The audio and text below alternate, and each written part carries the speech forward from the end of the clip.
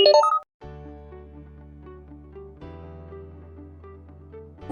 saya Cikgu Diana. Selamat kembali di channel Six. Baiklah, hari ini cikgu akan berkongsi kepada pelajar semua mengenai teknik-teknik menulis perenggan karangan yang gramatis. Okey, bagi menulis karangan yang gramatis, cikgu menggunakan kaedah akronim,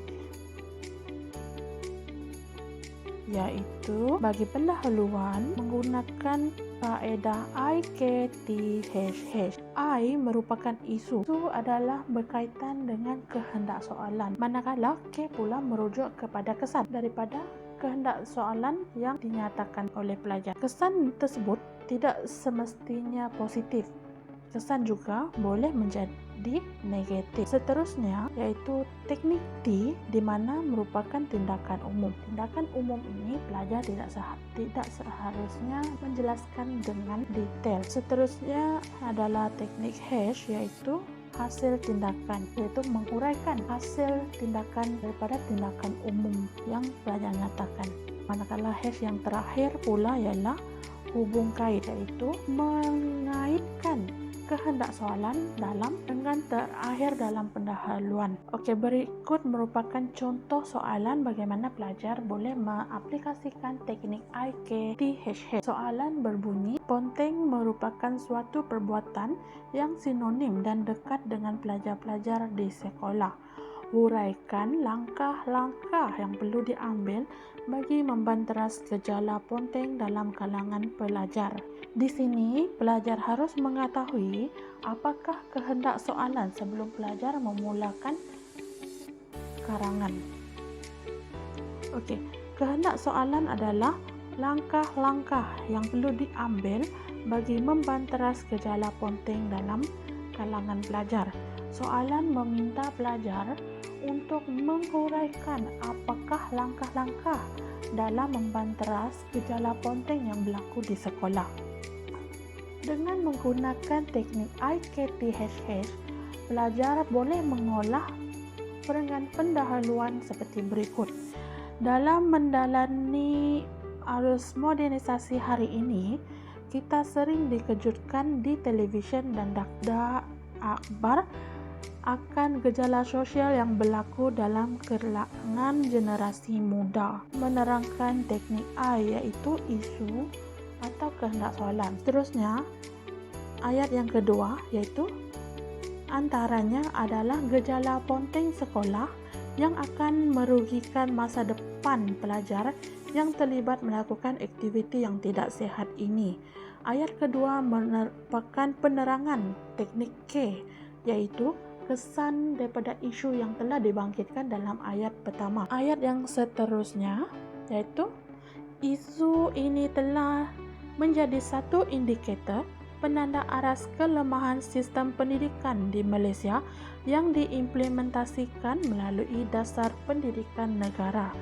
Okey, ayat yang seterusnya merupakan penerangan bagi teknik D, iaitu tindakan umum. Yang seterusnya, adakah pelajar bosan dengan proses pengajaran dan pembelajaran yang dilaksanakan? Persoalan ini sering menjadi perbincangan ahli masyarakat yang mempersoalkan kenapa pelajar ingin melakukan gejala ini, sebaliknya duduk dan mempelajari sesuatu di sekolah dengan penuh disiplin. Okey, ayat tersebut merupakan penerangan bagi H, iaitu huraian daripada tindakan umum yang dinyatakan di atas. Ayat terakhir pula, oleh itu wajar untuk dibincangkan apakah langkah yang perlu diambil bagi membanteras gejala ponteng dalam kalangan pelajar. Merupakan penerangan bagi H, iaitu menghubungkaitkan dengan kehendak soalan. Okey, seterusnya cikgu akan kongsikan kepada pelajar semua bagaimana cara mengolah perenggan isi. Perenggan isi, cikgu sarankan pelajar menggunakan teknik JHCP. J merupakan judul di mana pelajar harus menyatakan isi penting ataupun isi utama yang soalan minta pelajar untuk olah. H pula merupakan huraian. Huraian ini terdiri daripada bagaimana dan mengapa isi penting yang pelajar nyatakan di atas berlaku. Manakala C pula seperti biasa adalah contoh. Pelajar harus menyatakan contoh sekurang-kurangnya satu dalam setiap perenggan isi yang pelajar olah. Hal ini demikian kerana contoh akan digunakan dalam menyokong huraian yang telah pelajar nyatakan. Manakala B pula adalah penegas, di mana pelajar harus membuat kesimpulan kecil mengenai isi yang telah pelajar nyatakan. Berikut adalah merupakan contoh isi kepada soalan gejala ponteng sekolah. Ayat pertama iaitu usaha sulung yang perlu dilaksanakan bagi mengatasi masalah ponteng sekolah adalah dengan memastikan proses pengajaran dan pembelajaran PDP di sekolah menarik. Ayat pertama menyatakan isi kehendak soalan iaitu langkah dalam membantaras gejala sosial. Ayat pertama menerangkan teknik J iaitu judul. Ayat kedua, langkah ini bukan untuk menambah bebanan guru tetapi merupakan tanggungjawab Kementerian Pendidikan Malaysia supaya memastikan silibus setiap mata pelajaran relevan serta menarik perhatian pelajar. Ayat kedua menerangkan teknik hash iaitu huraian daripada judul. Dalam memastikan bagi memastikan pengajaran dan pembelajaran di sekolah menarik, Kementerian Pendidikan Malaysia harus memastikan silibus setiap mata pelajaran relevan serta mampu menarik minat pelajar untuk mempelajari subjek tersebut. Seterusnya ayat menghuraikan contoh. Pelajar boleh menggunakan penanda wacana seperti tamsilnya sebagai contoh atau contohnya. Contoh ayat sebagai contoh, subjek sains dan teknologi yang diperkenalkan di peringkat sekolah rendah mampu menarik minat pelajar untuk ke sekolah dan tidak ponteng. Bagi ayat menerangkan B iaitu penegas, mereka berpeluang untuk belajar menggunakan komputer dan mencipta kod-kod yang menarik untuk sebuah program, aplikasi atau permainan video. Perkara ini menjadi relevan kerana ia dekat dengan cara hidup mereka yang dikelilingi dengan hiburan melalui telefon atau peranti pintar. Izharnya iaitu menerangkan teknik B iaitu penegas, iaitu membuat kesimpulan kecil. Izharnya menjadikan PDP di sekolah lebih menarik untuk pelajar mampu mengatasi masalah ponteng dalam kalangan mereka.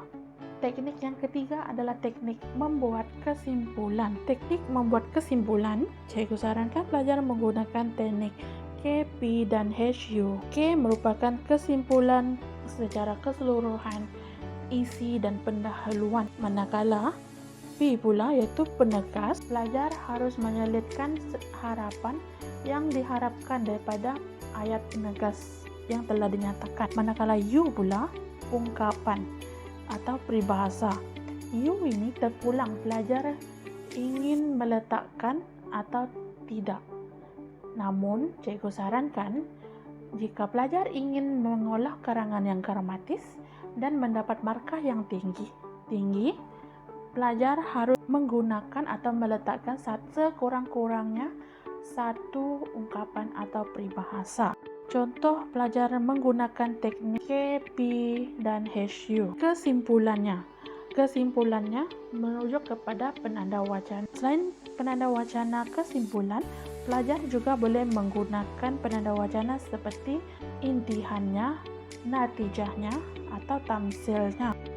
Contoh ayat kesimpulannya, masalah ponteng sekolah dalam kalangan pelajar mampu diatasi dengan pelbagai cara yang telah dihuraikan, iaitu ayat tersebut menerangkan teknik K iaitu membuat kesimpulan keseluruhan. Ayat seterusnya, sesungguhnya pendidikan merupakan kemahiran asas yang perlu dimiliki dan ditambah baik oleh setiap individu kerana pendidikan boleh diibaratkan sebagai penyelesaian kepada segala rintangan dan cabaran dalam kehidupan.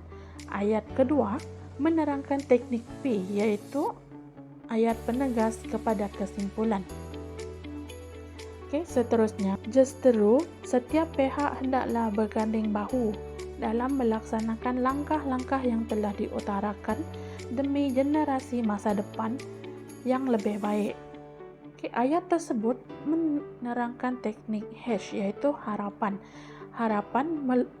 Belajar meletakkan harapan agar langkah-langkah yang telah belajar nyatakan di atas dapat dilaksanakan oleh pelbagai pihak demi masa depan generasi yang akan datang. Bak kata pepatah iaitu menerangkan teknik U, iaitu ungkapan atau peribahasa. Hendak 1000 daya, tak hendak 1000 dalih. Semoga anak-anak muda ini dipersiapkan untuk menghadapi masa depan yang tidak menentu dengan penuh ilmu yang bermanfaat di nada. Okey, pelajar, sampai di sini saja perkongsian cikgu. Cikgu harap perkongsian ini dapat membantu pelajar dalam mengolah karangan yang gramatis. Sampai kita berjumpa lagi di video seterusnya. Namun sebelum itu, izinkan cikgu berpantun. Pohon berangan tempat bertemu, girangnya rasa si anak dara. Baliklah tuan membawa ilmu, binalah bangsa, bangunkan negara. Merdu bertingkah alunan suara, kadang tak sedar tersilap kata. Andai telanjur patah bicara, serendah hati kemaafan dipinta. Dari Kedah ke Pekansari, beli swasta di kota tinggi. Selesai sudah tugas diberi, di lain masa bersua lagi.